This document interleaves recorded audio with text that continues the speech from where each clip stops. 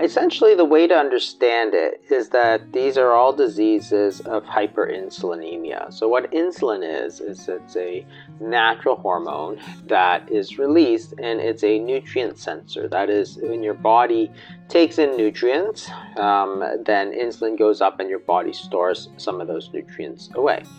If you are eating foods that sort of stimulate too much insulin, then you're going to get into a situation where you're storing too much, right? And that's what obesity is. So it's the question is, what's causing this sort of excessive increase in insulin? And to a large extent, it's likely the the foods that we eat, which are much more highly processed than before.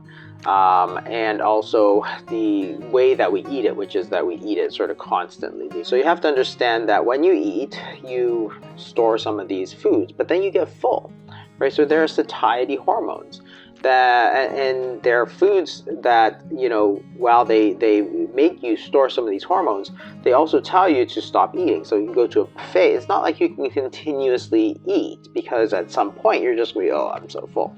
So proteins, for example, will release peptide YY, which is going to stop you from eating. So even as you're eating, you're releasing the hormones that are going to stop you from eating. So you take grains, for example. Now you strip out all the protein, right? So when you turn that wheat into flour, what you're doing is you're taking out all the fat, you're taking out all the fiber, and you're taking out all the proteins, and being left with white flour, which is essentially pure carbohydrate, which never goes bad, of course. Like, if you can keep flour in your pantry for a year and a half, it's fine. It never goes bad because there's no, say, fat in it, which might go rancid, and there's nothing else that's going to go bad. So it's a pure carbohydrate. And when that happens, of course, then when you eat those foods made from the flour, then you're not going to activate any of the satiety mechanisms. You're not going to have protein, you're not going to have fat, and you're not going to have the stretch of the stomach. So therefore, if you're eating this sort of pure carbohydrate, it's extremely difficult to know when to stop, because you don't know when to stop. So the whole process, which happened through the 70s, which was born out of this sort of misguided idea, so in the 70s, that fat was bad for you. So remember, people thought that avocados were bad for you. They thought that olive oil was bad for you. They thought that nuts were bad for you, all of which we know are not really true.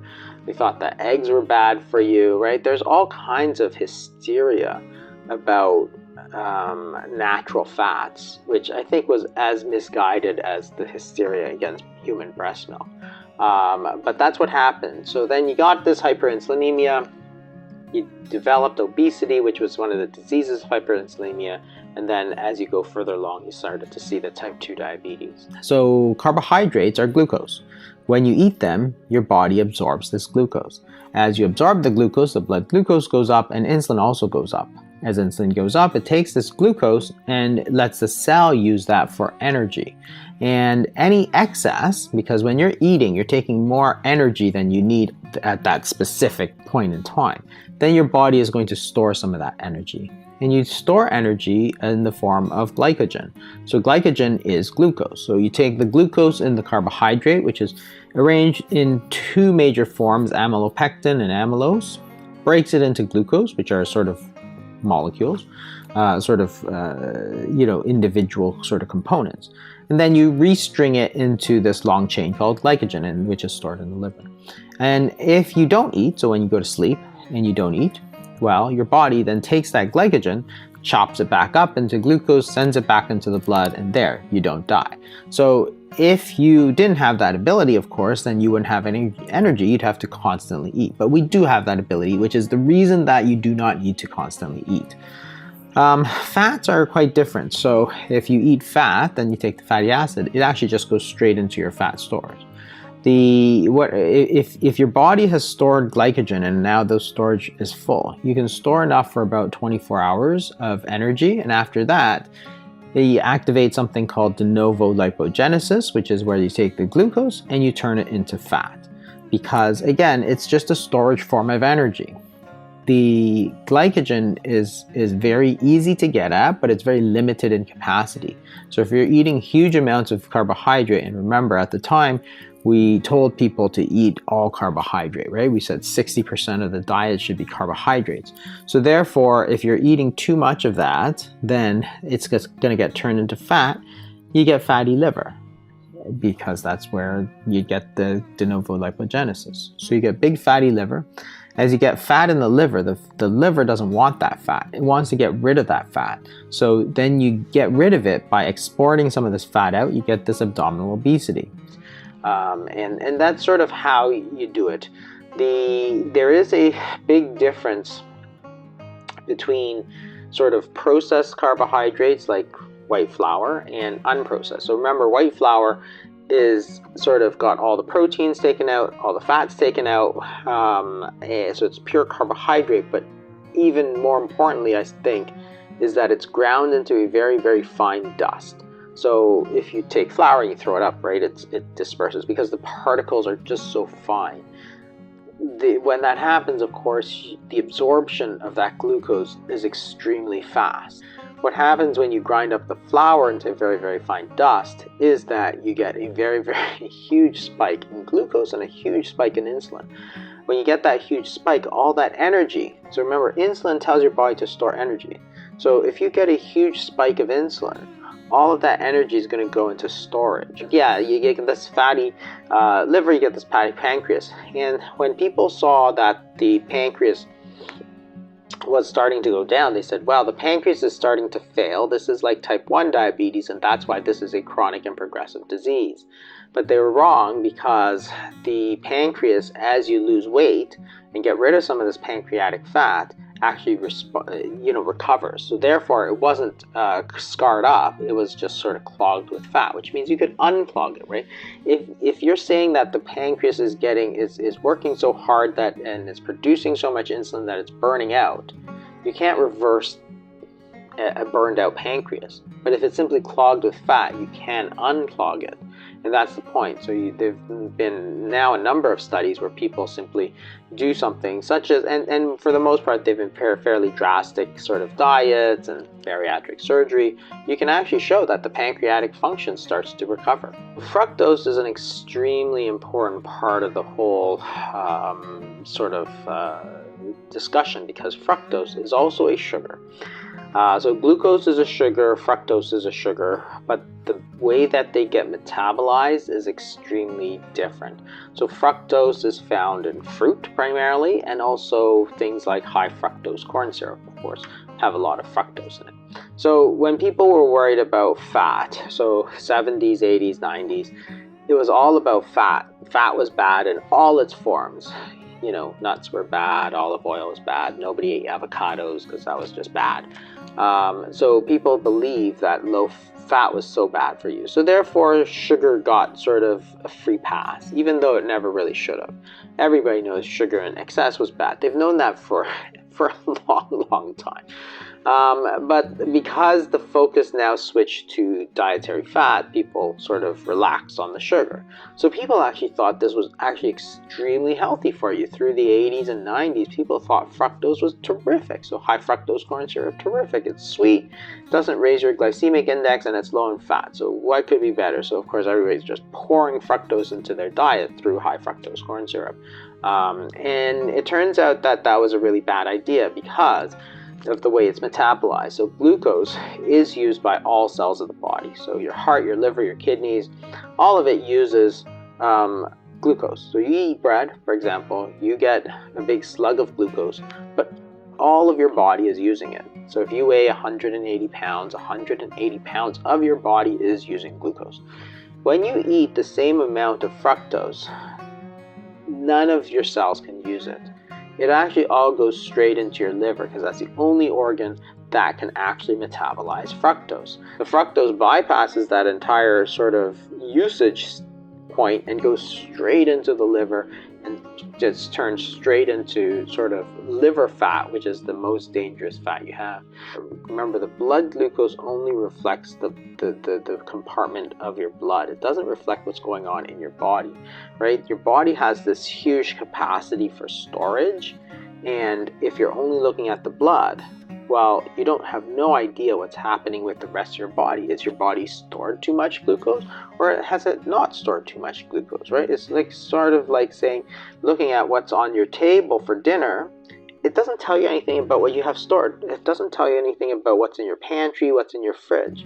It could be your refrigerator could be overflowing, or it could be completely empty. Right? It doesn't tell you, but that's what's important, because that's how much you have stored away, right? As body fat, as sugar in the liver, that's all stored away, but it's all hidden. If you're only looking at what's on the table, if you're only looking at the blood glucose, you're not getting any idea of what's over there. And that's what is actually important, is what's stored on your body, because over time, that's what's causing all the damage, right? All that excess sugar that's stored away, causing fatty liver, fatty pancreas, abdominal obesity, and then all the other stuff. So the blood glucose is what you can see. You can measure it, you can see it, but you can't see what's stored away. You don't know how much there is. You can only measure it indirectly through, the abdominal obesity. You can measure how big the liver is, that kind of thing. So for years, because the only thing we could see was the blood glucose, we thought that was the most important thing.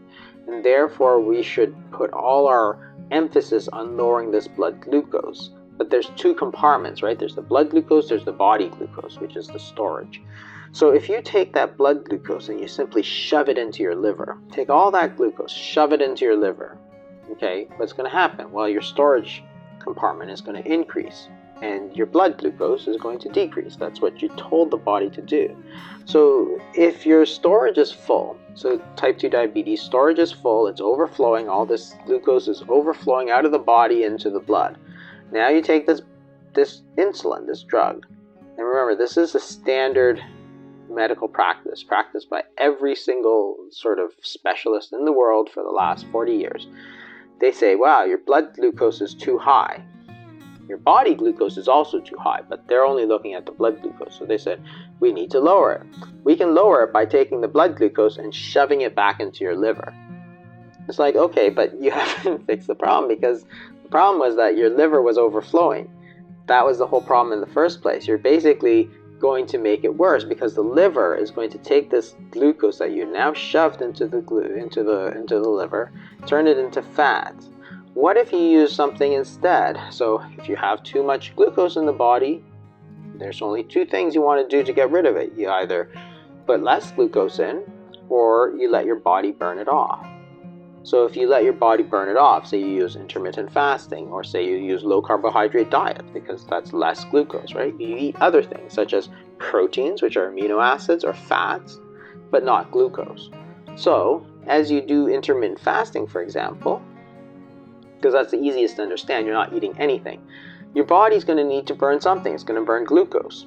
But now what's going to happen is that your blood glucose is going to go down, because you're not putting in glucose, and your body's going to need to take glucose out of the storage. So going for a walk after a meal, because what you're doing, of course, is that you're allowing the body to use the glucose that's easily available. So you're not going to get the same spikes, because as you walk, your muscles are going to need to use some glucose, and you're at that moment in time, the glucose that you're going to use is from the food, so it's not going to go into storage that you're going to need to take it back out. It's just going to get used. So going for a walk right after a meal we have good studies now that show that that's actually a really good way to lower that sort of spike in glucose after a meal. So it is quite effective. I mean, there are other ways to work it in too. So the other one that people use a lot is sort of training in the fasted state, which is where you fast and then you exercise and then you eat, which is again sort of a good way to do things if that's what you like to do. But walking after a meal, some low exercise, because you can't obviously do intensive exercise after a meal because it's very difficult to do that. But so some low intensity exercise is well placed to do right after. The main thing to push is make sure you're eating sort of whole foods, because if you're eating whole foods, you're generally going to be okay. Unprocessed foods, you're generally going to be okay. Because people used to think, well, if I'm vegetarian, I'm going to be healthy. No, you could eat, pizza, French fries, and chocolate donuts all day long and be completely vegetarian. It's not healthy. Nobody thinks that is healthy, ever, right? And that's why people are like, oh, I was now whole food vegetarian or whole food plant-based. And I think that's much healthier because you're acknowledging that, there's a big difference between eating salads all day long and eating French fries all day long, or eating chocolate donuts all day long. Like, that's vegetarian too, but not healthy. It's not that it's plant or meat is what makes it healthy. Is it whole food or not? And that's the same with carbohydrates too. So you don't necessarily have to push it that hard to be low carb, but you really have to push the sort of unprocessed foods more than anything else. But the general principles, as I said, are probably universal. On those, we probably don't disagree that much. Cutting out sugar is one of the main principles. Cutting out refined foods is another main principle I don't think anybody disagrees on. Exercise is good, but inefficient for weight loss. That's, pretty true as well. And then the fourth one, which I've always harped on, which hadn't been sort of touched on for a long time, was make sure you're not eating all the time. Because prior to me talking about it, honestly, the conventional wisdom was eat all the time to lose weight. Like, does that even make any sense? How can you eat to lose weight? You can only really lose weight when you're not eating. So why would you eat all the time? Like, it is completely nonsensical.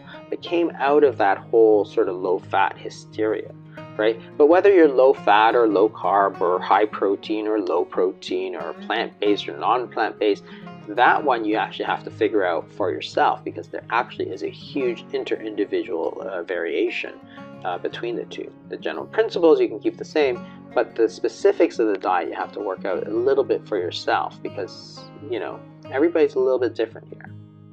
Type 2 diabetes, often considered a chronic and unavoidable condition, can be reversed with significant lifestyle changes. Dr. Jason Fung's study shows that weight loss and dietary adjustments can improve or even completely eliminate the symptoms of this disease. This idea challenges the traditional view that type 2 diabetes is progressive and irreversible, offering hope to millions of people around the world. The secret lies in adopting a healthy diet, focused on natural foods with a low glycemic index, as well as practicing regular physical activity. A practical example is the low-carb diet, which limits the intake of refined carbohydrates, helping the body to burn fat more efficiently. In addition, exercise such as walking and weight training helps to improve insulin sensitivity, a crucial factor in reversing diabetes. The reversibility of type 2 diabetes is not just a theory, but a reality documented in several scientific studies, as stated by Dr. Jason Fung. A study conducted by Newcastle University, for example, revealed that 46% of participants with early-stage type 2 diabetes managed to reverse the condition after 12 months of a strict diet and medical supervision. This study, involving 298 participants, showed that losing 10 to 15% of total body weight can be enough to normalize blood glucose levels, reducing or eliminating the need for medication. The crucial role of insulin in obesity and diabetes. Insulin is an essential hormone for regulating metabolism, playing a central role in controlling blood glucose levels. However, points out Dr. Jason Fung, constant consumption of foods that raise insulin levels can lead to hyperinsulinemia, a condition in which the body produces too much insulin. This chronic state of hyperinsulinemia is closely linked to the accumulation of fat, especially in the abdominal region, and the development of type 2 diabetes. Understanding how insulin influences fat storage is crucial to combating obesity and diabetes. When we eat foods rich in refined carbohydrates, such as white bread and sweets, the body releases large amounts of insulin to control the rapid rise in blood glucose. This excess insulin not only promotes fat storage, but also prevents fat burning, creating a vicious cycle that leads to weight gain and worsening insulin resistance. A study published in the Journal of Clinical Endocrinology Metabolism showed that people with high fasting insulin levels were 45% more likely to develop obesity over 5 years compared to those with normal insulin levels. The study followed 1,500 adults for a period of 10 years, showing a strong correlation between hyperinsulinemia and weight gain. This data reinforces the need to control insulin levels not only to prevent diabetes, but also to avoid fat accumulation and its consequences. The negative influence of processed foods. Processed foods, often high in refined carbohydrates and low in essential nutrients, have had a devastating impact on global metabolic health. Over the years, these products have become an integral part of the modern diet, leading to an alarming increase in metabolic diseases such as obesity and type 2 diabetes. The lack of fiber and protein in these foods means that they don't activate the body's natural satiety signals, resulting in an overconsumption of calories and consequent weight gain. As Dr. Jason Fung warned in his study, the introduction of ultra-processed foods, such as sugary breakfast cereals, industrialized snacks, and sweetened drinks, has drastically altered eating habits.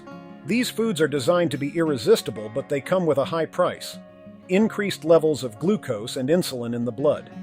The human body, which evolved to consume whole, natural foods, is not adapted to deal with this high glycemic load, which causes a profound metabolic imbalance. Studies show that the introduction of these foods into the diet has a direct correlation with the increased prevalence of type 2 diabetes.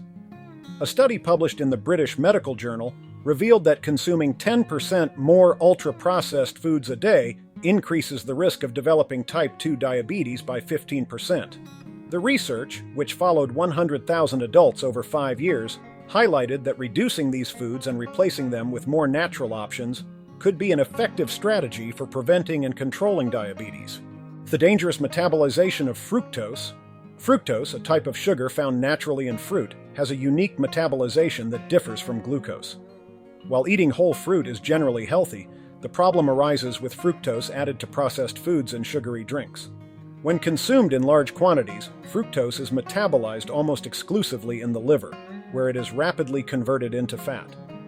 This process contributes significantly to the development of diseases such as non-alcoholic fatty liver, abdominal obesity, and eventually type 2 diabetes. Added fructose is especially problematic because it doesn't significantly increase insulin levels, which may seem like an advantage at first glance. However, Dr. Jason Fung noted that this lack of insulin response also means that fructose does not provoke a feeling of satiety, leading to overconsumption. In addition, excess fructose is directly converted into triglycerides, which accumulate in the liver and bloodstream, increasing the risk of heart disease and insulin resistance. A study published in the Journal of Hepatology showed that excessive fructose consumption is associated with a 32% increase in the risk of developing non-alcoholic fatty liver. The research, which analyzed data from 5,500 individuals over 7 years, found a direct relationship between the consumption of sugary drinks and the accumulation of fat in the liver. These results underline the need to limit added fructose intake to protect metabolic health and prevent type 2 diabetes. The low-fat recommendations mistake. During the 70s, 80s, and 90s, the widespread fear of fat in the diet led to nutritional recommendations encouraging the consumption of low-fat processed foods. These guidelines, although well-intentioned, resulted in a drastic change in diet, where fat was replaced by refined carbohydrates and sugars. Unfortunately, these dietary choices have contributed to a significant increase in health problems such as obesity and type 2 diabetes. Dr. Jason Fung comments that the basis of these recommendations was the belief that all fats were harmful, without differentiating between healthy fats, such as those found in avocados and olive oil, and trans or saturated fats present in processed foods. This simplistic approach disregarded the impact that excess sugar and refined carbohydrates could have on metabolic health. As a result, low-fat diets ended up promoting the consumption of products rich in sugars, which have devastating effects on insulin levels and overall health. Avocados, for example, are an excellent source of monounsaturated fats, which have been shown to aid weight loss. These healthy fats help maintain satiety for longer, preventing excessive calorie consumption. In addition, avocados are rich in fiber, which helps control appetite and improves digestive health. Incorporating avocado into the diet can therefore be an effective strategy for those who want to lose weight in a healthy way, without sacrificing important nutrients. A large-scale study published in the Journal of the American Medical Association revealed that the low-fat guidelines of the 1980s coincided with a 30% increase in the prevalence of obesity in the United States over the following 2 decades. The study followed 20,000 individuals and highlighted that as fat consumption fell, sugar intake increased, resulting in worsening rates of obesity and diabetes. This analysis underlines the importance of revisiting dietary recommendations to reflect a more balanced understanding of nutrients. Intermittent fasting as an effective tool. Intermittent fasting has gained popularity as an effective strategy for weight management and reversing type 2 diabetes. Unlike many diets that restrict calories or eliminate entire food groups, intermittent fasting focuses on when to eat, allowing the body to use its fat reserves for energy. This practice can result in a rapid improvement in metabolic health, reducing insulin resistance and, in some cases, completely reversing type 2 diabetes. The central idea of intermittent fasting is to give the body periods of rest, during which it can regenerate and utilize excess fat stores. During fasting, insulin levels drop, allowing the body to access fat reserves for energy. This approach not only helps with weight loss, but also improves insulin sensitivity, a crucial factor for those fighting type 2 diabetes. Practical examples include 16-8 fasting, where food is restricted to an 8-hour period, followed by 16 hours of fasting. Compared to physical activity, Dr. Jason Fung points out that intermittent fasting can be more effective in burning fat because it promotes a prolonged state of low insulin, which makes it easier for the body to access fat reserves. While exercise is vital for general health and weight maintenance, intermittent fasting offers a constant calorie burn throughout the fasting period. On average, intermittent fasting can increase calorie burn by up to 20% when compared to moderate physical activity, mainly due to the prolonged time the body is in fat-burning mode. A study published in the journal Cell Metabolism revealed that intermittent fasting can reduce insulin levels by up to 31% in just 3 weeks, significantly improving metabolic health. The study, which included 100 participants with prediabetes, showed that 84% of the subjects experienced a reduction in fasting blood glucose and hemoglobin A1C, important markers of diabetes control. These results highlight the potential of intermittent fasting as a powerful tool in the fight against type 2 diabetes and obesity. Thank you from the bottom of my heart for watching this far. I hope that the information shared has been not only useful, but also inspiring for you. Type 2 diabetes doesn't have to be a life sentence, and with the right changes, you can take control of your health. Now the question is, what are you going to do with this knowledge? Are you ready to adopt healthier habits and reverse this condition? Don't forget to subscribe to the channel and turn on notifications to keep learning about how to improve your health and well-being. We've got lots more valuable content coming that could make a difference to your life. Until the next video, and take good care of yourself.